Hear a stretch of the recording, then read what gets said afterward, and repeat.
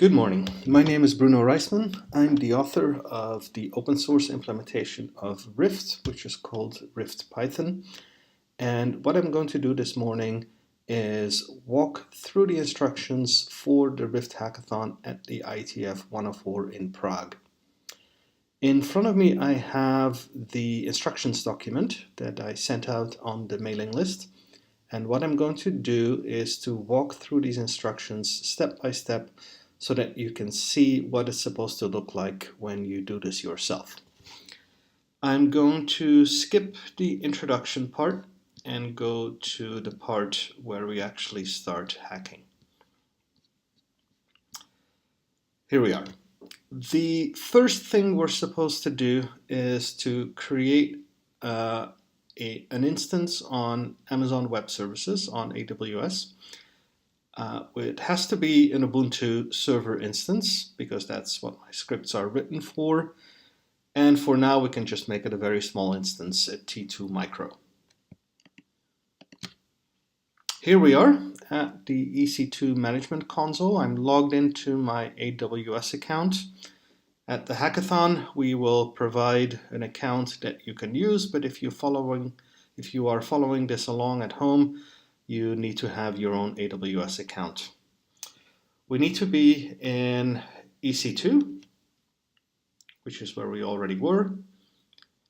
And what we're going to do is launch an instance, create a new instance. We want it to be an Ubuntu instance, so we will search for that. Here we are. What we want is an Ubuntu 18.04 x86 instance. Here's the x86, so we select that. We're going to create a T2 micro instance, which is eligible for free tier. And then we can just hit review and launch and accept all the defaults. Okay, just hit launch here. I have previously created a key pair that I'm going to use to SSH into this instance. If you don't have one, you'll have to create one before you do this. Or at the hackathon, we will probably create temporary key pairs that we can share amongst the participants. So I acknowledge I have the key and I launch the instance. So if I scroll down, I can click on View Instances, and here my instance is pending, and in a minute or so I can SSH into it. I had paused the recording to wait for this virtual machine to come up, and here it is. We're up and running now. So I'm going to copy the public IP address of the server by clicking on this copy to keyboard icon, and then I will go to my terminal window to SSH into the virtual machine. One thing I forgot to mention is that I created this virtual machine in the Oregon region of the Amazon cloud. At the Prague hackathon, you might want to create it in a region that's in Europe. So next I'm going to my terminal window. Here we are. I will have to SSH into that virtual machine. I will use the identity file or the private key file that I had created previously in my SSH directory. And the private key in my case is called Bruno Oregon because it's my key for the Oregon region. And then I will log in to the virtual machine, which is an Ubuntu virtual machine. So the username is Ubuntu, and then I provide the IP address that we got out of the console. Okay, this is the first time we connect, so it doesn't know that virtual machine yet. We say yes, it's okay. And here we are. We are logged in to our virtual machine in the Amazon cloud.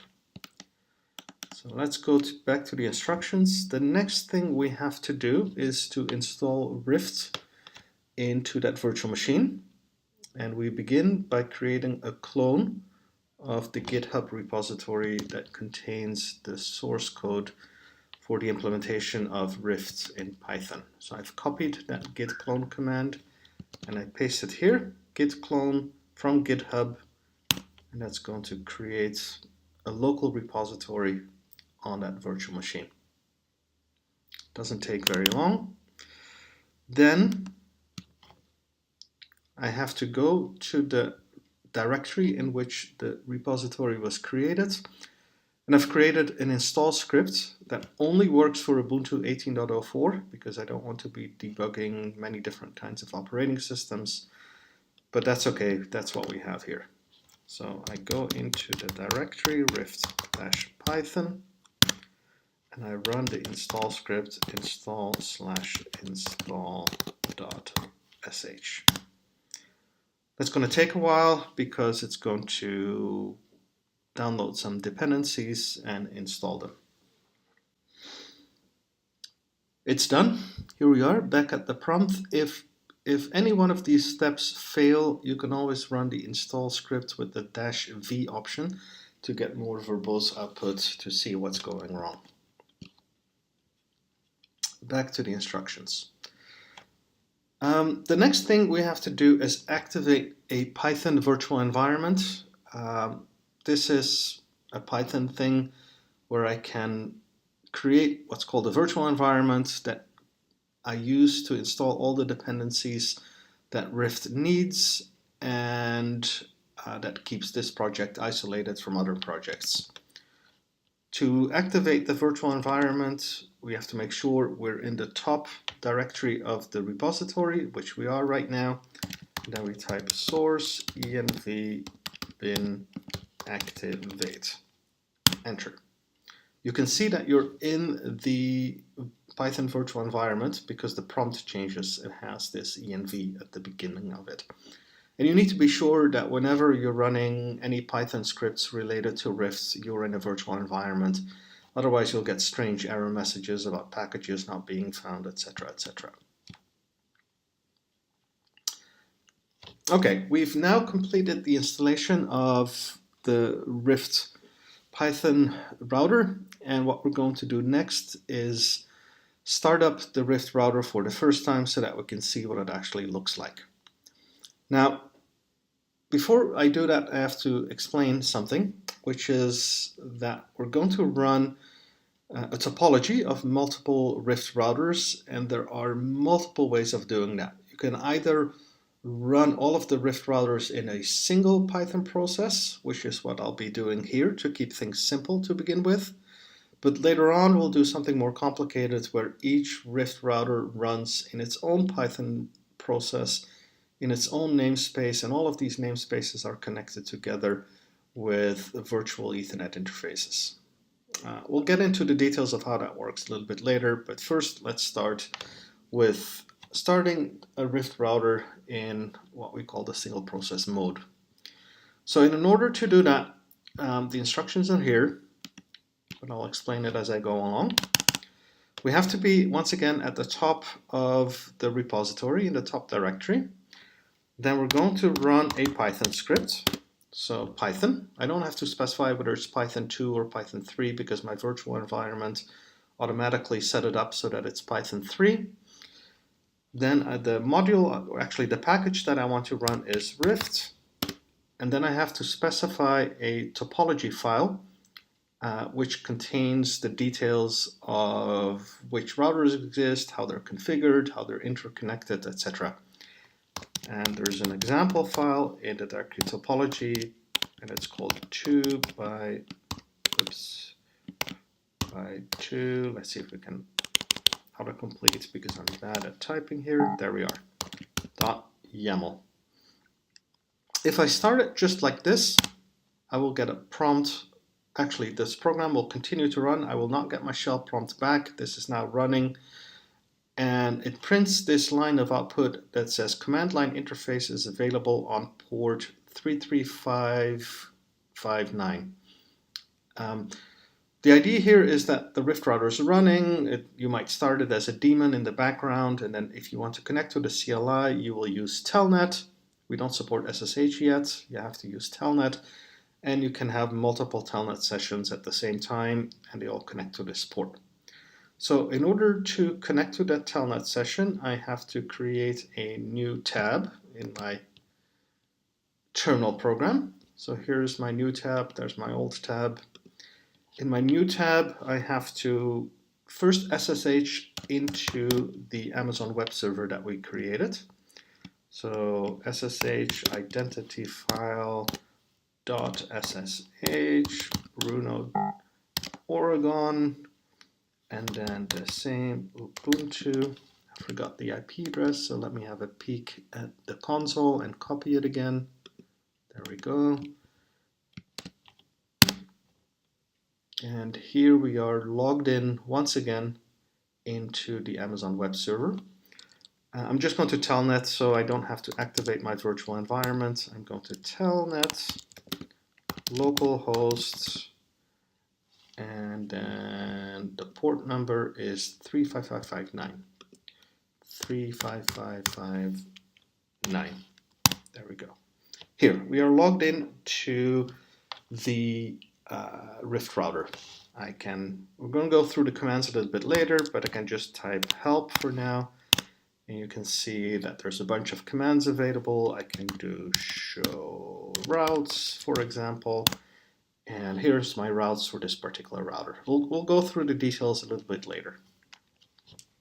Now I want to get out of this telnet session, and there's two ways. I can type exit, which will get me out of this telnet session, but the process will continue running in the background. The Rift router will continue running in the background.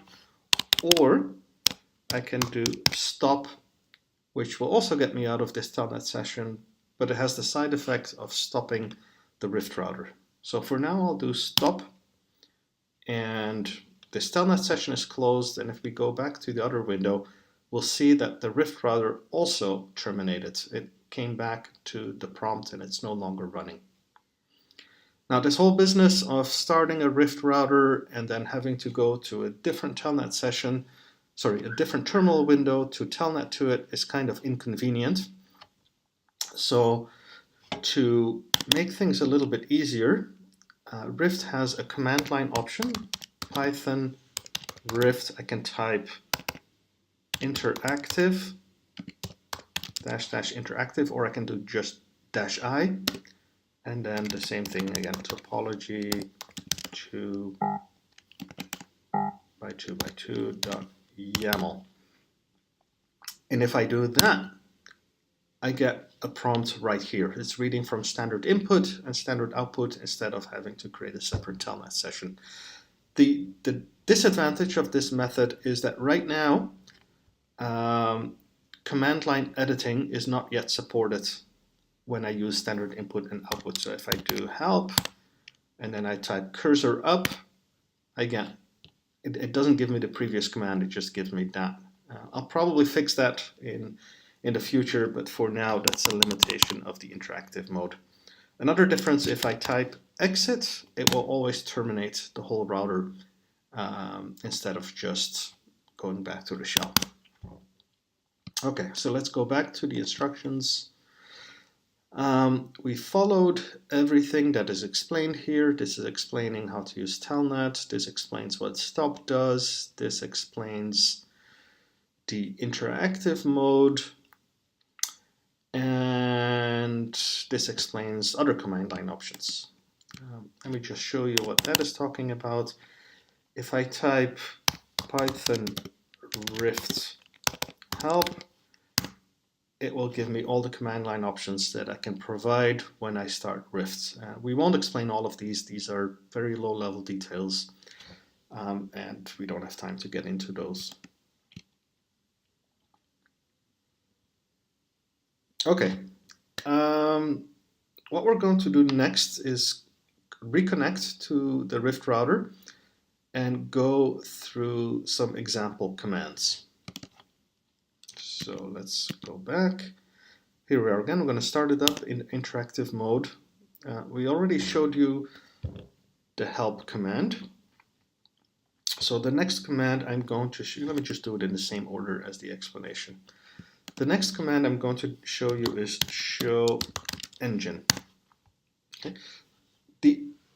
There's a couple of concepts in the implementation of Rift here. There are multiple Rift routers, and each router is called a node. It's called a node to be consistent with the language in the draft and the terminology that the Juniper implementation uses. And a single Python process can include multiple of these nodes. And the process as a whole that hosts these multiple nodes is called the engine. Or sometimes I call it the Python process in the documentation. So what we're looking at here is some information about the engine as a whole. What we can also do is look at a list of nodes that we have. So in this particular instance, we're running 1, 2, 3, 4, 8, 10 nodes, 4 leaf nodes, 4 spine nodes, and 2 super spine nodes. And in the CLI, I'm always in the context of a particular node. And so here you can see I'm currently in the context of a particular node, ag 101. If I want to change the context, I can issue set node. Let's look at core 1, for example. And here we are now in the context of core 1. If I want to look at the details of this particular node, I can do show node. Notice that this is singular, whereas the previous command show nodes was plural with an S. Show node, and here I see all the details of the node. We don't have to understand what's being displayed here for now. I'm just giving you a little tour of the various parts of the implementation. Then each node has a bunch of interfaces, so I can look at the interfaces of the current node, which is core 1. Interfaces, here they are. We got 4 interfaces going from the core to each of the spines, and you can see that each of the interfaces is fully up. The adjacency is in state 3-way. If I want to look at the details of any particular interface, I can do show interface IF1 101. And there we go. I've got a whole bunch of details for that interface. Let me go back to the instructions to see if I covered everything that I wanted to cover. Show engine, show nodes, changing a node, showing the details of a node, showing the list of interfaces, showing the details of a particular interface. Okay, one thing I forgot is you can also look at the route table. Show routes shows all the routes in the RIB, the routing information base, for the current router, which is core 1. There's also commands to look at the fib, there's commands to look at SPF runs, the TIE database, etc., etc., etc.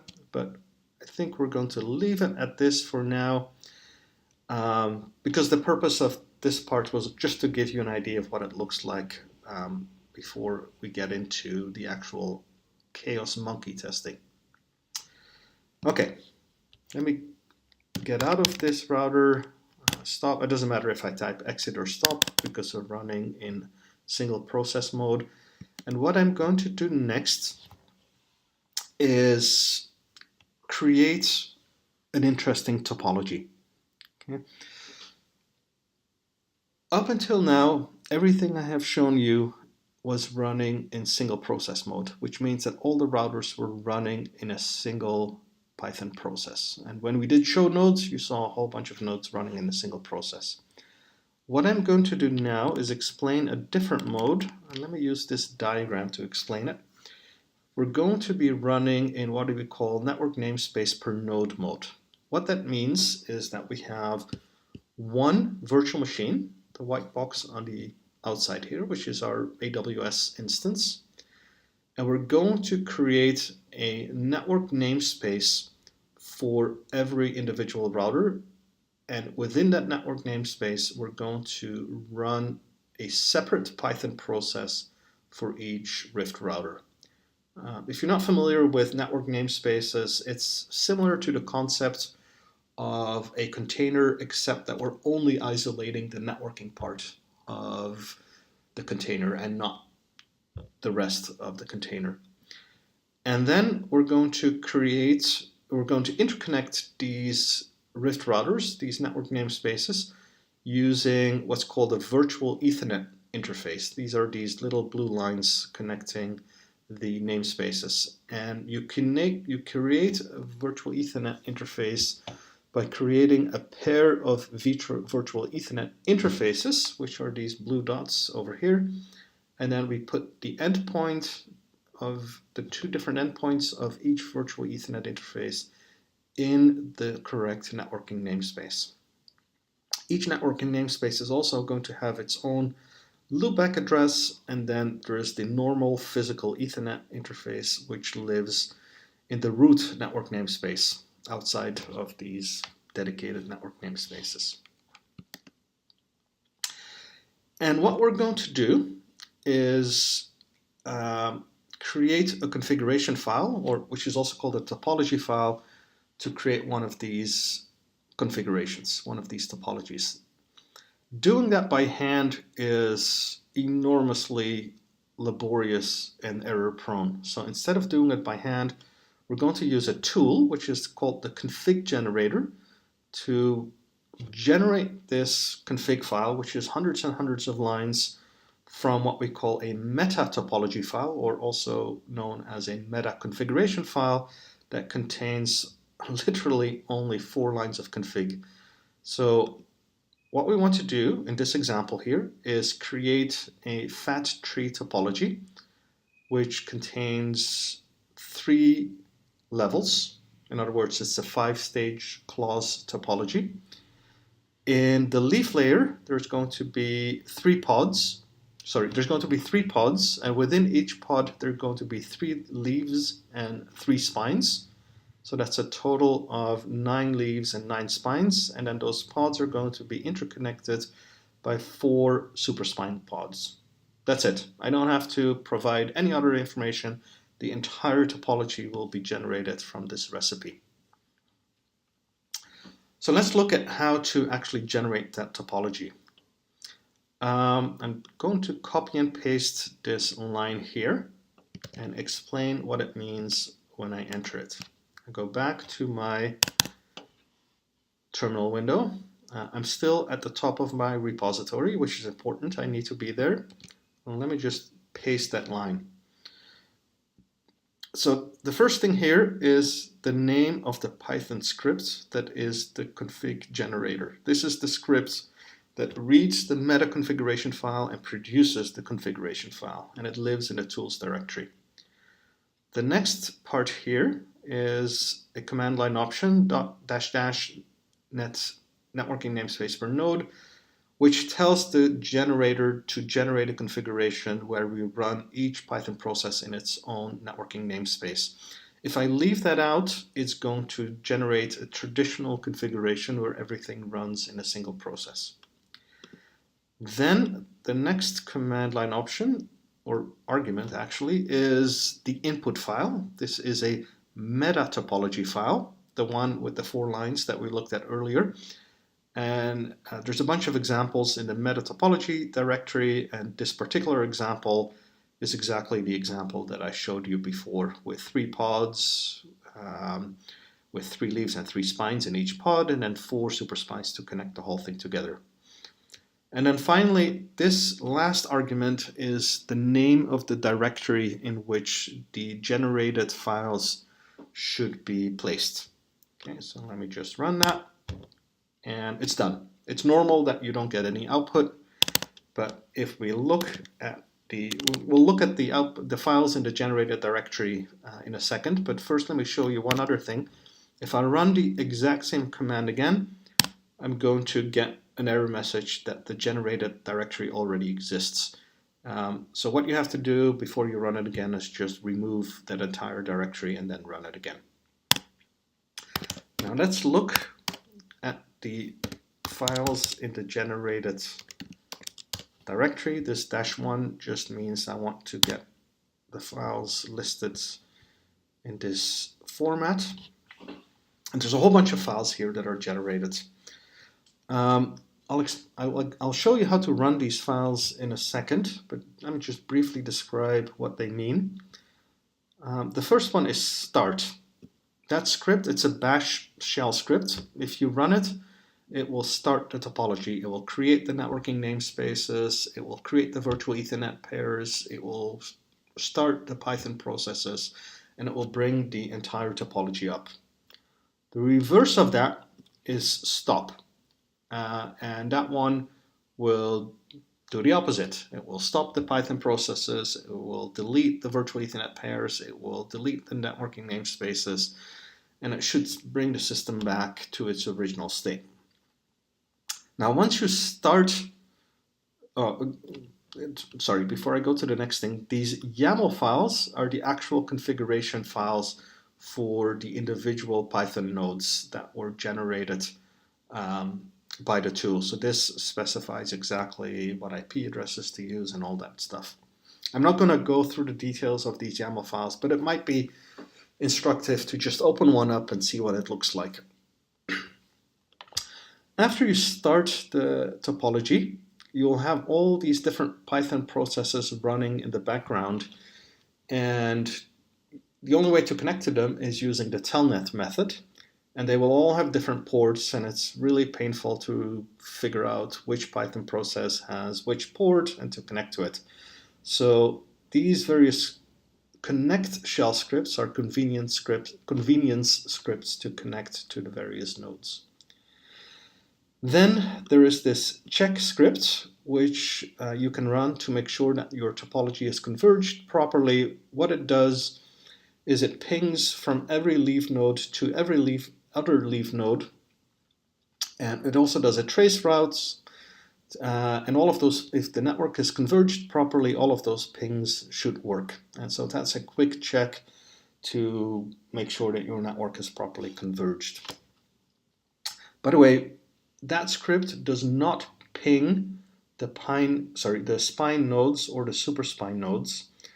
It's a known limitation of the RIFT protocol that the leaf nodes cannot necessarily or reliably ping the loopback of a spine node or a superspine node. And the reason for that is that RIFT does aggregation. It only advertises a default route down to the leaf nodes. So if the leaf node tries to ping the loopback of a spine node, it will hit the default route, it's going to pick a random uplink, and the chances are very good it's going to go out to the wrong spine node. And then unless there's a super spine layer, the spine node has no way to get to the other spine nodes. That's how it is. It's been discussed extensively in the architecture meetings of the RIFT working group. We've got various ideas how to get around that, and I'm planning to implement some of ideas. But for now, you can just ping from leaf to leaf. So those are all the files that were generated. Let me go back to the document because we covered a whole bunch of stuff. We covered how to generate the files. We covered explaining what each of these files mean. And here we are. We get to the visualization part. If you're going to be creating large topologies, it's going to be very difficult to keep a mental model in your mind of what it actually looks like, what's connected to what. These topologies get very complicated very quickly. So to help you understand topology, the generator tool has an option called, I forget what it is, let me actually look here. It's called graphics file.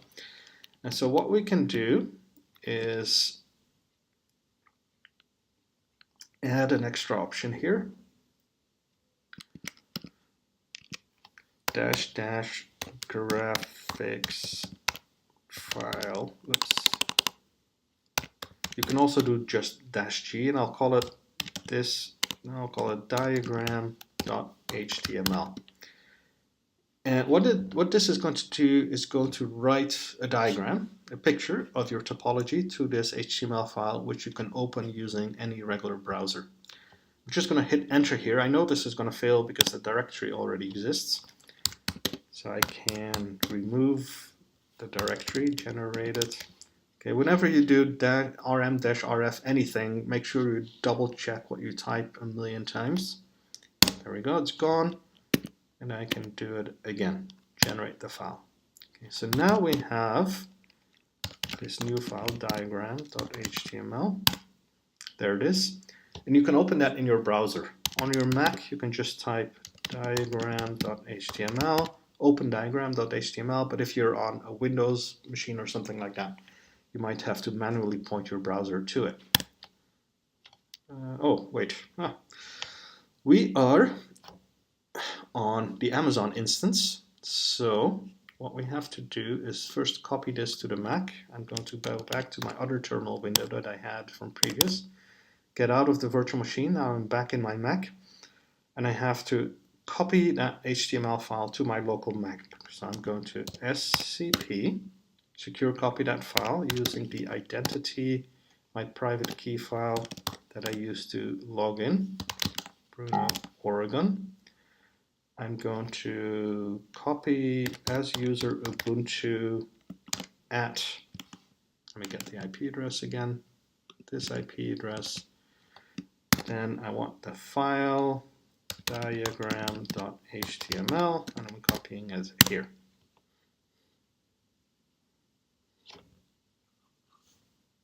That went wrong.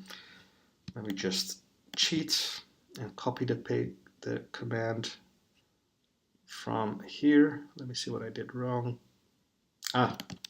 It's not in my home directory, it's in the Rift Python directory.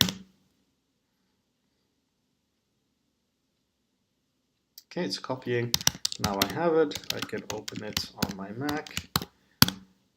And this is what it looks like. We've got 3 pods, 3 leaves, 3 spines in each pod, and then 4 super spines. When I hover my cursor over these elements, it highlights the relevant part. It's pretty, but not very useful right now. What I plan to do in the future, I haven't done this yet, is to hover some useful information. Initially, it'll be static information like the names of the interface and the IP address of the interface. But further along in the future, I might integrate this with the running nodes on the background and display some live statistics about what's happening on that particular link, whether it's up or down, whether it's overloaded or not, what the counters are, etc. So back to my terminal window that's connected to the Amazon instance, and let's see what we're doing next. I showed you the diagram. Okay, what we're going to do next is actually start the topology.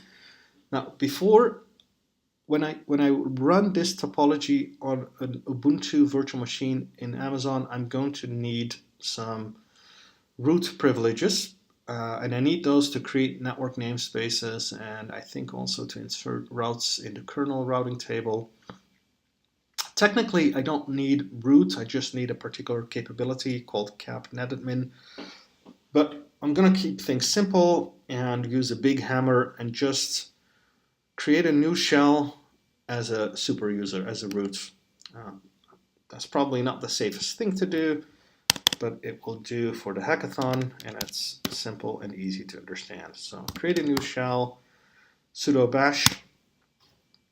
Notice that my prompt changed. I'm no longer Ubuntu, I'm root, and I get a hashtag instead of a $. Also notice that my environment is gone, and that's because I'm in a new shell, so I have to restart my environment. Source env bin activate, and there we go. And now, at last, we are finally ready to start our topology. And the way we do that is we go and run the start script, which is in the generated topology. And that will create all the network namespaces, all the virtual Ethernet interfaces, and start all the Python processes. And it's done. It's all running in the background right now. The document explains what kind of errors you could get into and how to get out of them. But everything went fine, so we can continue. The next thing I want to do is actually connect to one of these routers, right? We have, if we go back to the diagram, we've got all these routers. And let's connect to, let's see, which one did I use? Let's connect to spine 1 first. So this one, we're going to connect to this one. I could just figure out what its port number is, but there's this convenience script generated connect spine 1-1 shell. If I run that, it telnets into that router for me. So here I am on spine 1.1. If I do show nodes, you can see that actually it's only running one single node because this is one node per network namespace mode. It has a bunch of interfaces.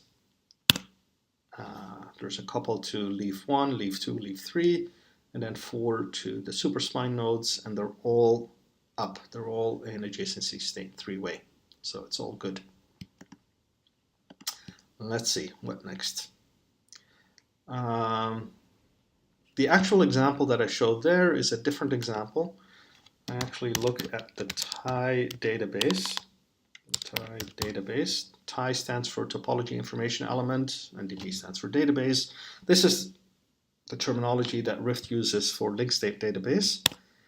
And boom, there's a whole bunch of stuff in the link state database. You can look at every single thing that's in there. It's a little bit verbose. I'll probably add some variations of this command to look at individual ties and to make it a little bit more compact, but this is what it is for now. Okay, I explained there's only one node. Okay, let's get out of this. You want to make sure you type exit here and not stop, because if you type stop, it's going to stop that particular Python process, which is not what we want. What we're going to do next is to run the check script, which will initiate a ping from every leaf node to every other leaf node, as well as a trace route to make sure that the network converged correctly. So to run it, we go to generated check and we run that. And a whole bunch of stuff scrolled by really quickly, which are all the pings from every leaf node to every other leaf node. And these are all okay. And the trace routes will also finish. They're intended to help debugging, but some of them may take a long time and have some of these stars in the middle, which is caused by the fact that you cannot ping from every loopback to every other loopback unless they're leaves, which is the limitation of RIFT that we talked about earlier. I may actually remove the trace routes from this script and add a command line option to only do it when you explicitly ask for it, because as you can see, it takes a little while to complete. So here we are. The script has completed, and it reports that there were 0 failures. All the pings worked, which is good. Everything has converged properly. To be honest, I actually had to cheat a little bit. The first time I ran this and recorded this, there were some ping failures, and I hope to get to the bottom of what caused them and fix this before the hackathon. And if not, then we'll fix it in the hackathon. The whole idea of the hackathon is to find issues and fix them. Let's go back to the document to see where we are. We did the validation of leaf-to-leaf checking. So the next thing we're going to do is the actual chaos testing. And this involves the generated script, which is in the generated directory and which is called chaos.shell. What this is, it's a script that was generated by the config generator, and that script will cause a number of events to happen. The default is 10 events, but you can change it in the meta config file. And then after each event, it will wait for some time. The default is 5 seconds, I believe, but once again, you can change it in the meta config file. And the event can be, right now, the only event that exists is breaking a link. And then another event that can happen is repairing that link. And then after the script reaches the end, it will look at all the things that are still broken and repair them. So the script will start, it will break a bunch of things, it will repair a bunch of things, but then at the end it will make sure that everything is repaired again. So after the script ends, this check script that checks for proper convergence should pass again. Now, I will show that in a second, but there's a couple of more points that I want to mention. The first point is that chaos or randomized testing is very good at detecting things that you didn't think of to test. But an issue is that if you run a randomized test and you find a problem, it's going to be difficult to reproduce the problem because it was random. Now, we don't have that problem here because the chaos script, when it's generated, it's random, but once it's generated, you can run it as many times as you want. So if you discover a problem and you want to reproduce it, you can just run the same script again, and the exact same sequence of events with the exact same timing will be reproduced. So hopefully the problem will be reproduced. The other thing is, after you've reproduced the problem, you might want to debug it. You might want to stop the script at a particular place to look at the state at a particular point in time, or you might want to issue show commands or maybe do a trace route at a very specific point in the script. And that's all very easy because the script is just a shell script. If I run vi to look at the script, chaos.bash, it's just a shell script, and what it's actually doing is using this tool TC to introduce 100% traffic loss on a particular link when it brings it down, or to bring it back to 0% when it repairs it. And this will make it easy for me to introduce other failure scenarios in the future, such as one-directional failures, or maybe dropping 10% of the packets, or reordering packets, or duplicating packets. There's a lot of things you can play with the TC tool. So let's just run it. Unleash the chaos monkeys, as I say in my document. Generated chaos.shell, and I run it. And there it goes. It takes a little while to complete, so I'll probably pause the video here. And it's done. You can see it brought some links down, then it brought a link up, and then a link down again, and then it brought everything up at the end. I'll probably tweak this algorithm of when to break something or when to fix something a little bit, because it tends to be all the breakages in the beginning and all the repairs at the end. Now, it doesn't look very chaotic looking at the output here, but behind the scenes, a lot of reconvergence was happening. And as I mentioned, you can edit this script to stop at a particular point in time, and then you can log into the routers and see exactly what is happening with the protocol. If all is well, the network should have reconverged now. And if I run the generated check script again, then everything should have reconverged back to normal, and it did. All the pings are okay. I'll have to wait a little bit for the trace route to finish, so I'll pause the video. And here we are again. All the trace routes have finished, and as we can see, there were 0 failures in the pings. Now, what should you do if this didn't converge properly? Well, what are some hints about debugging problems? These might be problems in the RIFT protocol, because we're still in the process of finalizing the draft, or more likely, to be honest, they might be problems in the implementation. So in the document, I actually have a quite large section where I give some tips on what commands to use to troubleshoot the network. And I've introduced a lot of these commands because I was trying to debug the implementation and I needed access to this information. One thing to keep in mind is that when I started implementing RIFT Python, my goal was not primarily to have the most performant and optimized implementation. My goal was to have an implementation that would help us, finish defining the RIFT protocol. So there's a lot of show commands, a lot of collection being collected, information being collected, a lot of logging going on. If we want to run this in a large production network, it's probably going to be fine to run on a leaf or a host, but we'll need some optimization to run it in a core switch in a very large network.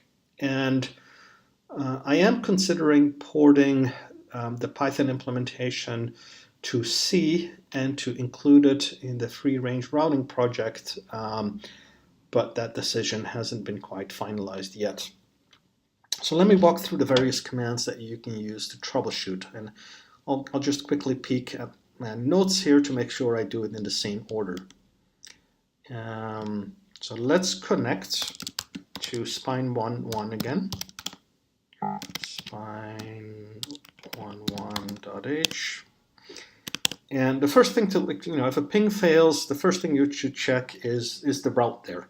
So there's a couple of different routing tables. There is show routes, which looks at the RIB, the routing information base. You can see there's southbound routes and northbound routes. There's V4 routes and V6 routes, and a lot of these routes are going to be ECMP. The RIB is just the route, all the routes that RIFT computed. Then there is show forwarding that shows just the best route for every prefix, or this is the fib as computed by RIFT, which it intends to install into the kernel. And by the way, you can always look at a particular individual prefix by doing prefix, and then, well, let's look at 0.0.0.0.0/0, and then you just get the details for that particular prefix. And then finally, there's another command, show kernel routes table main, and these are the routes that RIFT actually installed in the kernel, and as well as the other routes that are in the kernel that were not installed by RIFT. And if all is well, that should be exactly the same information, maybe a different format as the normal IP route table. So to look at that, we have to execute a command in the context of a networking namespace, IP netns exec, and then the name of the namespace, which will be netns-101, because 101 is the router ID of that router, spine11. And then in that network namespace, we want to do IP route, and there's the route table. Should be exactly the same information as there. But just in case, you can always drop back to the shell and look at things directly. Let's connect to spine11 again. Let's have a peek at my notes. We looked at the route tables. Now, if a route is missing from the route table, the first thing to look at is at the last SPF run. And for that, we have SPF. And this is just a representation of the spanning tree that was computed by the SPF algorithm, which is also known as the Dijkstra algorithm. And so, for example, we can see that, let's look at a good example here. There's prefixes and nodes.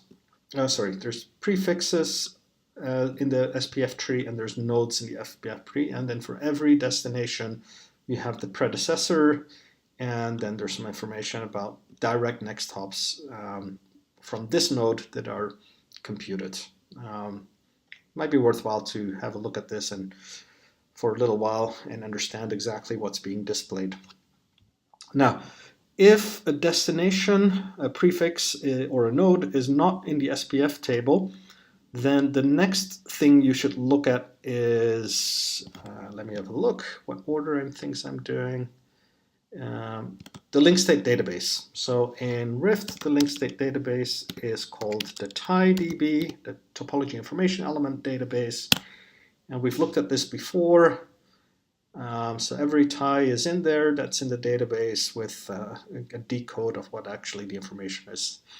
As I mentioned before, I'll probably add multiple variations of this command to slice and dice this table in various useful ways.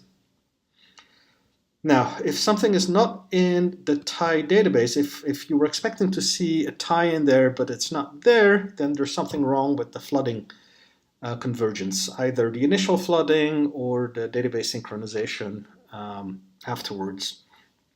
If something is wrong with database synchronization, very often you can see that by something being stuck in a send queue or a retransmit queue or a ACK queue. And you can look at the queues by first looking at the interfaces, and then we can look at the queues for a particular interface using the command show interface. Let's just pick VE101A to 110 blah blah blah A. There's the interface, but what I wanted to do is look at the queues. And there they are. We have the transmit queue, retransmit queue, request queue, and ACK queue, and they're all empty. If everything is properly converged, they should be empty, so this is good. But if something is wrong, you'll often see something stuck there in one of the queues. Maybe I am constantly sending a tie, but the other side isn't acknowledging it, and you would see that here. Another thing that you can look at is flooding reduction. Flooding reduction is a good thing because it reduces flooding.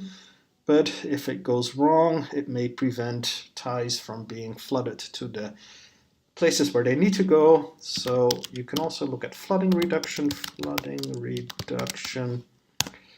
And what this shows is who is actually elected to be a flood repeater. And you can see that here. Here, nobody's a flood repeater because we're looking at the spine layer, but if I go out of here and I go to the leaf layer, let's go to leaf 1.1, but shall show flooding reduction. Okay, then here we have two redundant flooding repeaters, and the third one is not a flood repeater. And all this other information here gives you information about how the algorithm actually decided that these two are flood repeaters and not that one. The algorithm in the draft, at least the example algorithm in the draft, is pretty complicated, and so this will help you debug things if it goes wrong. Let's see, what's next? Now beyond that, and this is not very common, is that the adjacencies might not come up. So you can look at show interfaces, you can show whether the adjacencies are up, and if you look at show interface, I'll just take a particular one, copy and paste it, because I'm terrible at typing, as you can see, because I missed an F here. Then you can see exactly, what my address is, what the neighbor's address is, and if anything goes wrong, it's typically related to IPv6 and link local addresses. That's something that is very finicky and very difficult to get right. But I think we've got things under control now, and I'm not expecting too many problems here. What you can also see are the results of the ZTP election. Where is it? Here, for example, you can see whether or not this is a ZTP offer. ZTP stands for Zero Touch Provisioning, which is related to nodes automatically deciding what level they should be. Let's see what else we have. Okay, now we get to statistics. Rift Python keeps a boatload of statistics. Just let me show you what it looks like. Interface statistics. I need to put in a particular interface. Statistics. And look at all this stuff. There are statistics for every type of packet that is sent and received, how many packets, how many bytes, how many packets per second, how many bytes per second, when the last time was that we sent or received a packet. And then there's also various totals for example, here's the total of all flooding packets, all ties, tides, and tires, and then grand totals down here. The other thing that might be useful are various statistics about the state machines. There's two state machines. There's a lie FSM that's associated with every interface, and then there's a ZTP FSM that's associated with every node. One thing that's useful is, because this is a lot of information, you can add exclude 0 at the end here, and that will just show the non-zero statistics. And you can do also clear interface statistics, which will reset all the counters to 0, and then I can see, which packets, how many packets I received since I did the last clear. One thing you should notice is if the network is stable, the only packets you should see are lies and tides. There shouldn't be any tire or tie packets because everything has already converged, and that's usually a sure sign. If there are those tie or tire packets, it's usually a sure sign of some problem with convergence. Now, these were the statistics at the interface level. There are also statistics at the node level. Show node statistics for the current node. There we go. And what you'll notice is there are nodes that are statistics that are specifically to the node. So for example, here's the ZTP FSM statistics. But every node also automatically adds up and sums all the statistics for all the interfaces under that node. And similarly, there's also show engine statistics, which sums up everything for all the nodes and for all the interfaces. There's already a lot of statistics there, and I'll probably add a lot more on top of it because I find this really useful to debug issues. Speaking of finished state machines, you can also do show FSM live, for example, or you can do show FSM ZTP. Those are the two state machines, and you can see the actual definition of the state machine. And I added this because it is very difficult to keep the specification up to date, the IETF specification up to date with the actual implementation. So this was designed so that we can literally copy and paste these actual implemented finished state machines into the specification so that we can be sure that there's no mistakes, or at least there's no mistakes in the specification in terms of being inconsistent with the actual implementation. And then finally, the last debugging tool or troubleshooting tool I want to talk about is logs. Okay, so let me exit out of here. Let me actually pause the video here. I'm going to stop this entire topology and then start a simpler topology in single process mode with just 3 nodes. So give me a second to do that. I stopped the old topology and I'm about to generate a new topology. I'm going to generate it in single process mode, and it's much smaller. It's only got 3 leaf nodes and 2 spine nodes. And here it is. I'm going to generate it. And then the very first thing I'm going to do is delete the old log file, which is called rift.log. The current Rift implementation has a hard-coded log file, which is called rift.log, and it's got a hard-coded default of logging everything at info and higher. What I'm going to do is start my Rift Python as usual, but I'm going to specify log level debug, which means that every single log will log at level debug. I have to run a smaller topology because if you do that, everything is going to get very slow, and a large topology might not converge just because things are going too slowly. In the future, I will enhance Rift so that you can change the log level per object, so per node or per interface, and per category, so maybe sent packets, received packets, SPF runs, but I haven't done that yet. So for now, it's an all or nothing deal. So I'm going to run that. here's my node. I'll quickly do show interfaces, and then I'll get out of here. And I wanted to get out of there so quickly because I wanted to show you that the log file is already huge. rift.log, 2,927 lines of logging in there. So if we look at that rift.log, there's a whole bunch of stuff there. Literally every little thing is logged, including every sent packet and every received packet. So this is pretty much useless as a tool to debug issues in large networks because there's just too much information and you cannot make sense of it. You know, if you're really in a bind, you could slog through it, but it's difficult.